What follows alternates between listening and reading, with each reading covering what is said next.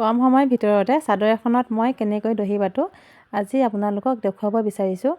প্ৰথমে মই চাদৰখনৰ আগটো চিলাই ল'লোঁ আৰু এই যে দেখিছে সূতাডাল, এই সূতাডাল মই চাৰিডলীয়া কৰি লৈছোঁ আৰু দহিটো যিমান হেঙাকৈ দিয়ে সিমানটো জোখত সূতাডাল এনেকৈ চাদৰখনত লগাই ল'ব আৰু দহি কুচা গাঁঠি দিব পৰাকৈ সূতাডাল এনেকৈ দীঘল কৰি ৰাখিব।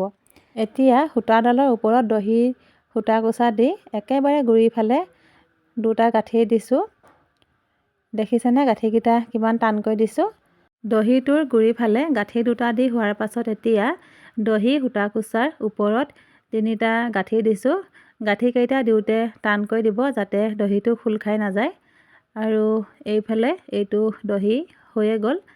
আৰু এটা দহি আপোনালোকক মই গুঠি দেখাইছোঁ। দেখিছেনে সূতাডালৰ ওপৰত মই সূতা কুচা এনেকৈ দি লৈ একেবাৰে গুৰিত দুটা গাঁঠি দিছোঁ।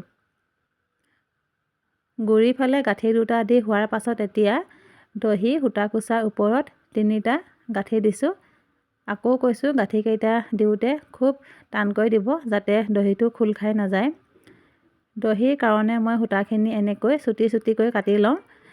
মানে দহিটো যিমান দীঘল দিয়ে সিমানটো জোখত এনেকৈ সূতা কুচা কাটি ল'লেই হ'ল। এনেকৈ যদি সূতা কুচা কাটি লৈ দহি গুঠা হয় তেতিয়া সূতাবিলাক নষ্ট নহয়।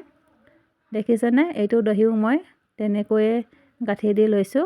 আপোনালোকেও এনেকৈ এবাৰ দহি গুঠি চাবচোন। খুব কম সময়তে দহিখিনি গুঠি শেষ কৰিব পাৰিব।